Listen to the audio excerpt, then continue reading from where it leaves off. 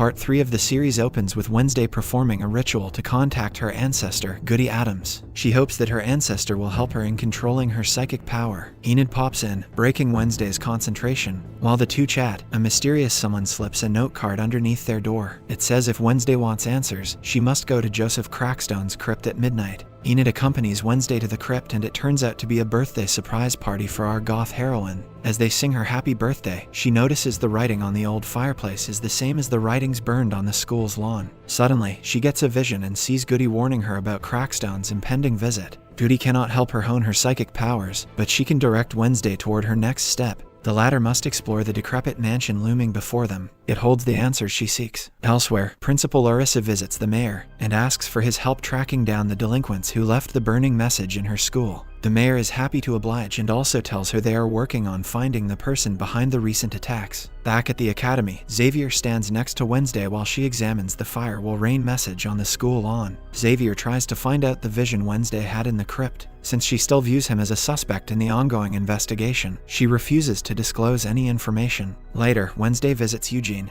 who's still in a coma. Dr. Valerie Kinbot enters the room with flowers. Eugene's moms ask the doctor to check up on him when they head home for a few days. She tries to get close to Wednesday, but she is not looking for a free session, so she leaves the room. Meanwhile, the mayor continues his investigation. He receives the death certificate of Garrett's sister, who supposedly drowned while overseas. He is suspicious of her death and wants to make sure it is not related to the recent attacks. In the local coffee shop, Wednesday visits Tyler, who wants to take her out on a date on her birthday. However, as usual, she gives him the cold shoulder. The sheriff drops in and Wednesday informs him about what she found in Crackstone's crypt, but he essentially tells her to stop investigating the case. Later, Wednesday and Thing visit Xavier in his art studio. She shows him a sketch she created of the creepy gated mansion from her vision. Xavier whips out the drawing he made of the same area, revealing he started having those strange dreams again. The gated mansion used to belong to the Gates family. The next morning, Wednesday visits the mansion and sees the mayor leaving the house. She and Thing hop in the back of his car after overhearing his voicemail to the sheriff. He thinks he has figured out who is behind the attacks and asks to meet the sheriff at the cafe. He drives to the cafe, unaware that Wednesday and Thing are hiding behind. When they arrive in town, a blue Cadillac hits the mayor as he crosses the street to meet with the sheriff. Following the incident,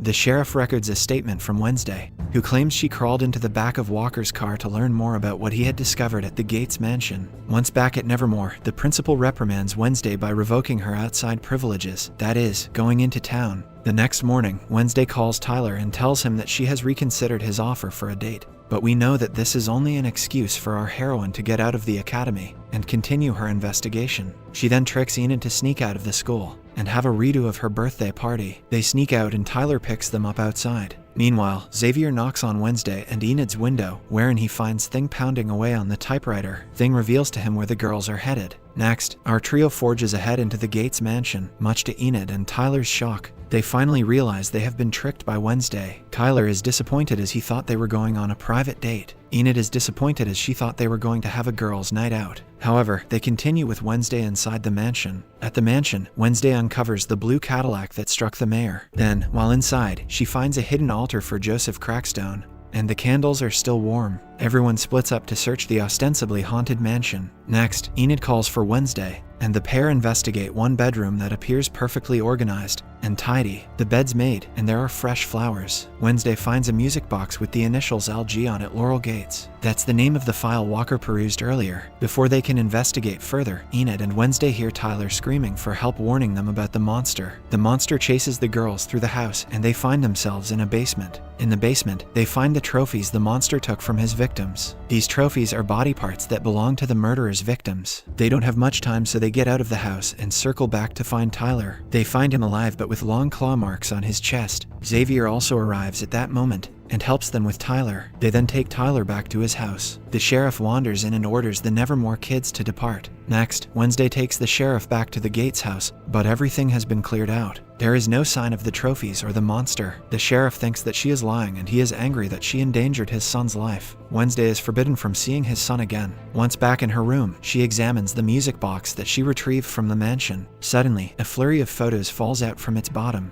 They're all of Wednesday and her loved ones. Elsewhere in the hospital, we see someone with a gloved hand unplugging Walker's ventilator while unconscious in the hospital. The next scene shows Mayor Walker's funeral. Whoever unplugged his ventilator effectively killed him. Wednesday observes the mourners, thoroughly convinced the murderer is right under her nose. Suddenly, she spots a stranger lurking in the distance. She follows the stranger into the surrounding woods to discover it's none other than Uncle Fester. Fester tells his niece he needs a place to lay low for a few days after a job. Wednesday puts him up in Eugene's beehive barn. She then discusses her case at hand with her uncle. Fester mentions the creature our heroine is looking for is called Hyde. Nathaniel Faulkner, who founded Nevermore Academy, studied the monsters extensively. Fester reveals that Faulkner kept his diary in the Nightshade's library. Wednesday proposes they head there later to retrieve it. Later that night, Wednesday visits the secret Nightshade's room. The uncle-niece duo absconds with Faulkner's diary. Next, Wednesday peruses the diary. She finds plenty of information on Hydes. They're artists by nature, meaning they are normal people. The Hyde side remains dormant until someone unlocks it via hypnosis or chemical inducement. It can also be unleashed as the result of a traumatic event. The Hyde inevitably bonds with its liberator, aka its master. The next morning, Wednesday spies on Xavier as she is convinced he is the monster. She and Fester secretly follow him and spy on him as he meets Dr. Kinbot in the woods. She thinks that Dr. Kinbot is the master and rushes to tell the principal. However, when she arrives at the principal's office, Wednesday is shocked to find the therapist there and decides not to inform the principal anymore. Later, Wednesday visits the cafe and shows the diary to Tyler. His dad sees them and chooses to ignore him. He is busy trying to find Fester, who apparently was involved in a bank robbery. After the sheriff leaves, Tyler asks Wednesday on a date and refuses to take no for an answer. They plan to meet at the Crackstone's crypt. Later that night, Wednesday goes to the date and asks Thing to stay back and watch the diary. At the crypt, Tyler has prepared a sweet and romantic date, and Wednesday finds herself enjoying it. Tyler reasserts his desire to be more than friends, but our goth girl tries to talk him out of it. When Tyler romantically inches closer to kiss, his father, the sheriff, barges in with his team. The cops are looking for Fester. After her interrupted date, Wednesday returns to her dorm to find it ransacked. Whoever did this also stole Faulkner's diary. The culprit also stabbed Thing through the pawn and affixed him to the wall. Wednesday rushes Thing to Uncle Fester and demands he does something. Fester warms up his electrical abilities and attempts to resuscitate Thing via electroshock. Thankfully, Fester succeeds, bringing Thing back to life. Wednesday asks her uncle to leave the school premises the next day as the police are closing in. The next day, Bianca and Luca approach Wednesday and tell her they have information on the person who killed the mayor. Luca's found some information his dad left on his laptop. He thinks his dad recognized Laurel and was about to out her when she killed him. According to them, a 90-year-old heiress purchased the Gates mansion and passed a year later. Her caretaker's name was an anagram of Laurel Gates. So, Laurel returned to Jericho to exact revenge on those who harmed her family. Wednesday's parents, the mayor, and the coroner are prime examples of this. Wednesday suspects that Dr. Valerie Kinbot is the killer. Next, she decides to visit her therapist, Dr. Kinbot, who she thinks is the master of the Hyde, and confront her. The therapist is confused by her accusations and thinks Wednesday has finally lost it. After Wednesday leaves, Dr. Kinbot calls the principal to complain about Wednesday's vile accusations. While on the phone, she hears someone in the bathroom. Upon opening the door, we see the Hyde monster spring on the doctor. Later, Principal Larissa sits with Wednesday in the hospital's waiting room. When the sheriff informs them of Dr. Kinbot's death, Wednesday decides to end it all, so she goes to Xavier's secret art studio and confronts him. She notes how intricate and accurate his sketches of the Hyde monster are. Xavier continues to deny the accusations. Suddenly, the sheriff and his crew barge into the studio, having found the victim's belongings in Xavier's studio. With evidence on hand, they arrest Xavier. Poor Xavier repeatedly tells the police that he is being framed, but no one believes him. Next, Wednesday wanders into the local coffee shop.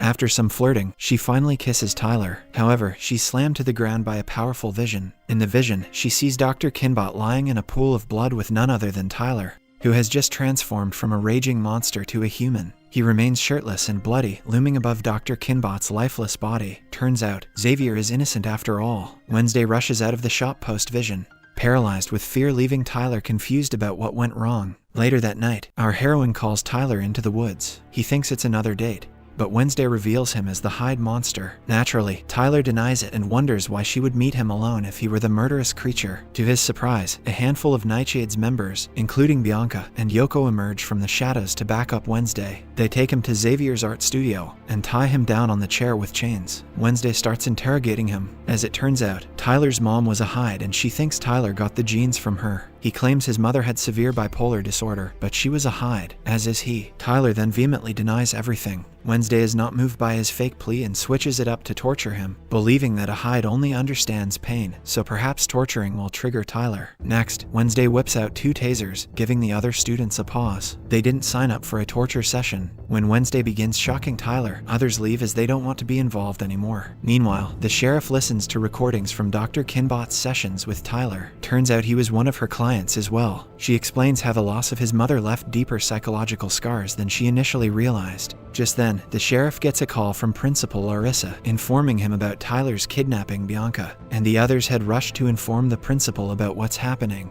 Next, the sheriff and his crew barge into the art studio before Wednesday can inflict more pain on Tyler. Wednesday and Tyler are taken to the police station. Principal Larissa tells Wednesday that Galpin won't press kidnapping charges. As Wednesday is about to leave the police station, Tyler asks to speak to her privately. He confesses to the crime and tells her that every time he killed, he felt thrilled by his victim's fear. He warns her that she has no idea what is coming next. Consequently, the principal decides enough is enough and expels Wednesday and tells her to get ready to leave the school the next afternoon. Wednesday tries to convince her to give her more time to prove that Tyler is a Hyde. The principal refuses and says she is disappointed in how Wednesday turned out to be. Next, Wednesday and Enid bid a bittersweet farewell. She even shares a goodbye with Bianca and the Nightshades and warns them to be prepared for what Tyler is planning next. Meanwhile, Ms. Thornhill also gives her white oleander as a parting gift and wishes her the best. Before leaving town, Wednesday visits Eugene, who is awake from his coma. At the hospital, Eugene sits upright in his bed, surrounded by bee-themed gifts. Our beekeeping club besties finally reunite. Wednesday asserts that Dr. Kinbot set the Hyde cave ablaze, and she controlled Tyler before he turned on her. However, Eugene recalls seeing someone wearing a black coat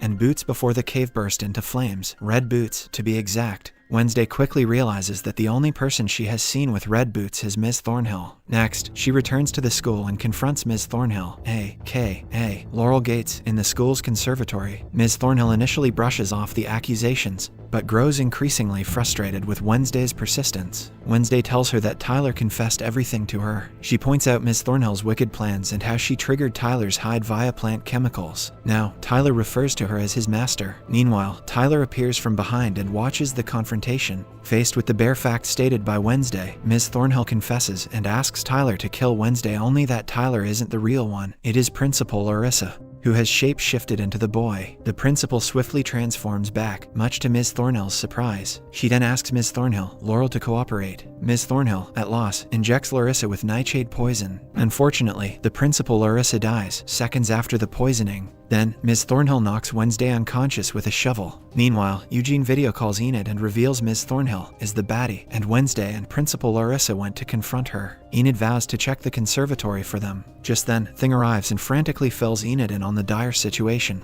and Wednesday's kidnapping. Then, we see a blood moon rising in the sky. Wednesday wakes in the crypt while chained to the wall. Ms. Thornhill reveals her plan to eradicate the school. She is planning to bring back Crackstone using the body parts of Tyler as a Hyde, collected from his victims. Turns out, Goody didn't only kill Crackstone, she cursed his soul too. Ms. Thornhill hopes to use Wednesday to unseal the blood lock on the tomb that Goody locked Crackstone in. We learn that Wednesday is the key to opening it up, as she is the living descendant of Goody. The ritual needs to be done on a night of a blood moon, so Ms. Thornhill has it all planned. In the meantime, the sheriff is on his way transporting the falsely accused Xavier to prison. But when he gets a call from an officer alerting him that Eugene's parents believe something wrong is happening at Nevermore, he decides to go to the school. Back at the crypt, Ms. Thornhill moves Wednesday to the seal on Crackstone's tomb and slices the latter's hand. The ritual awakens Crackstone, who promises his vengeance will be swift and true. Wednesday tries to confront him, but he stabs her, and they leave her for dead. Thankfully, Goody appears before her and tells her how to defeat Crackstone. She tells her to use the talisman necklace her mom gave to her. The talisman will allow Goody to pass through Wednesday and heal her, but she will never be able to see her again.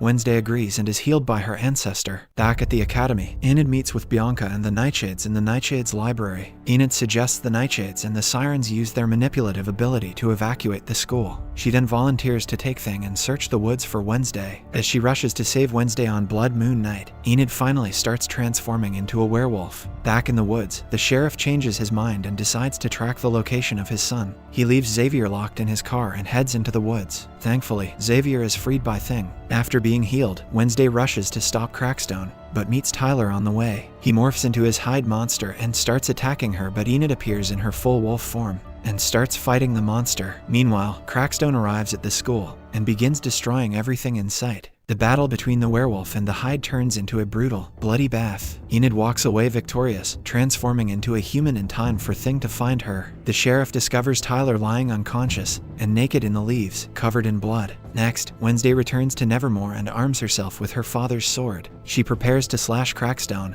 but he is too strong. Xavier arrives at the scene and shoots an arrow at Crackstone, but the Walking Dead turns the arrow back in the former's direction. Wednesday steps in front of it, taking said arrow in the shoulder. Wednesday rises to her feet and continues fighting Crackstone. Unfortunately, her sword snaps into several pieces. Our smart heroine remembers what Goody told her about defeating Crackstone and stabs him in the heart with a piece of what's left of the sword. He dissipates into thin air, but the fight is not over as Ms. Thornhill charges in with a gun. Luckily, Eugene makes his grand entrance with his bees and makes them attack her. The school is finally saved. Later, Enid reunites with the Nevermore students hiding out in the woods. Then, she runs to embrace Wednesday. In the next scene, we see the Addams family butler, Lurch, removing the last of Wednesday's belongings from her room. Classes have been cancelled for the remainder of the semester. Wednesday bids farewell to her friends and then spots Xavier lounging on the floor above her. Xavier gives her a gift. It's a phone, and he even puts his number in the contacts. The final scene of the series shows Lurch driving Wednesday home. While sitting in the backseat of the family car, she receives a text from a mysterious someone. They send her pictures, claiming they're watching her. Meanwhile, we see an armored truck on the road, with a subdued and bound Tyler inside. Suddenly, he wakes and begins transforming into his hide monster. Subscribe to see more videos like this, turn on the notifications, and leave a like to help the channel out.